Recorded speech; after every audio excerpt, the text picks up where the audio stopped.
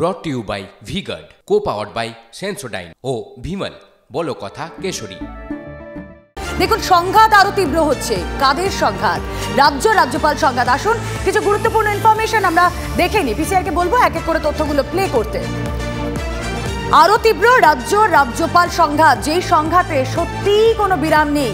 কেন এবার সংঘাত আরো তীব্র? তার কারণ মুখ্যমন্ত্রী মমতা বন্দ্যোপাধ্যায়ের বিরুদ্ধে মানহানির মামলা করছেন সিভি আনন্দ বোস। সব সীমা লঙ্ঘন করেছেন মমতা বন্দ্যোপাধ্যায়, এমনটাই মনোভাব রাজ্যপালের। মুখ্যমন্ত্রীর বিরুদ্ধে এবার আদালতে রাজ্যপাল তার বিরুদ্ধে মানহানির মামলা করছেন, এমনটাই জানিয়েছেন CV Ananda Bose. I will file a defamation case against the individual Mamata Banerjee, who happens to be the Chief Minister. Mamata Banerjee has crossed all the limits. She has to function within the requirements of civilized conduct. As a Chief Minister, I gave her all regards and respect, considering her as my esteemed constitutional colleague. But she feels that she can bully anybody and cast aspersions on my character. My character is not to be negotiated by an individual like Mamata Banerjee. Any amount of assassination on my self-respect will not be tolerated. She has not grown up to that. She cannot bully me. She cannot terrify me. She has not grown up to that. As an individual, she has no right to do character assassination through lies and damned lies frequently uttered. This cannot happen. This cannot be allowed. It is not megalomania. It is Mamata mania. Yes, that cannot be tolerated. রাজ্যপাল যে সংঘাত সেটা আরো তীব্র হচ্ছে, এই সম্পর্কে তো আরো আপডেট আপনাদেরকে জানাতে থাকবো। কিন্তু এই বঙ্গে কি হচ্ছে? কোচবিহারের মাথা ভাঙার ঘটনা, সেটা তো আমাদের মাথা হেঁট করে দিয়েছে। বিজেপি মহিলা কর্মীকে বিবস্ত্র করে মারধরের ঘটনায় পুলিশের ভূমিকা নিয়ে প্রশ্ন উঠতে শুরু করেছে। টিভি9 বাংলায় নির্যাতিতা অভিযোগ করেছেন তৃণমূল নেতাদের সামনেই পুলিশ তার বাবাকে দিয়ে এফআইআর লিখিয়ে নেয়, আর এফআইআর-এ মূল অভিযুক্তের নামই ছিল না। নির্যাতিতার কাছ থেকে এখনো পর্যন্ত কোনো বয়ান নেওয়া হয়নি, এমনটা অভিযোগ।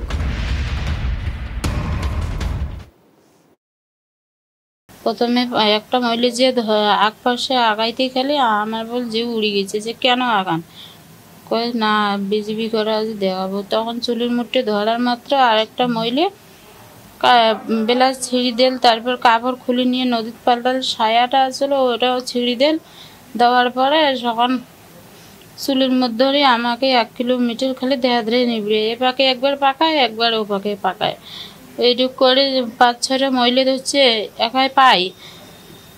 কথা পুলিশের থেকে বারবার বলা হচ্ছে যে আপনাদের পারিবারিক গন্ডগোল, তার কারণে এটা হচ্ছে। এটা কি পারিবারিক গন্ডগোলের কারণে হয়েছে বলে মনে করেন? বাড়ি গন্ডগোল হইলে তাইলে আমাদের একটা নতুন ছাপড়া তুলছি, ছাপড়াটার মধ্যে কেন টিএমসি ঝান্ডা নিয়ে বাঁধি তুল? পুলিশ যে তদন্ত করুক তো 3-4টে ঝান্ডা কেন দিছে আমাদের বাড়িতে? জমিতে আমি কিনলাম, বালু ফেলাইলাম, বালুর উপরে নাকি ঝান্ডা দিয়ে দিচ্ছে। ও দেখে না জোর জমিনে খাস জমি, পিডব্লিউ খাসে তো সবার আস্থা থাকে, আস্থা দিয়ে তো বাইরে হওয়া খাবে, তাহলে এটি কি বাড়ি ব্যাপার? এই যে ঘটনাটা, একটা এত বড় নারকীয় একটা ঘটনা ঘটেছে, তারপরে পুলিশ কি আপনার সাথে যোগাযোগ করেছিল বা পুলিশ এসে কোনো এই তদন্তের ব্যাপারে কোনো রকম জিজ্ঞাসাবাদ করেছে আপনাকে? না, পুলিশ এখনো আসে নাই।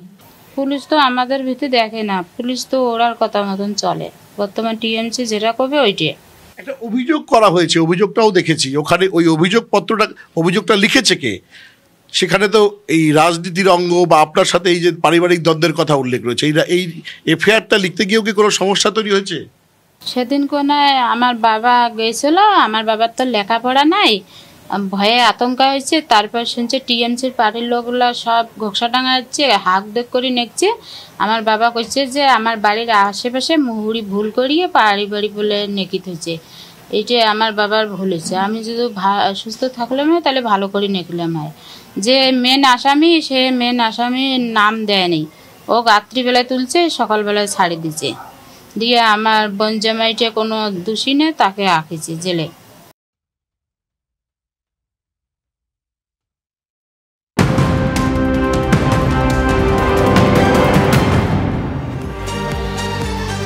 বিহারের জন্য স্পেশাল স্ট্যাটাস চেয়ে কেন্দ্রের উপর চাপ। দলীয় বৈঠকে স্পেশাল স্ট্যাটাস প্রস্তাব অনুমোদন করালেন নীতিশ কুমার। কেন্দ্রীয় মন্ত্রিসভায় গুরুত্ব না পেয়ে নয়া কৌশল জেডিইউ এর প্রশ্ন উঠছে।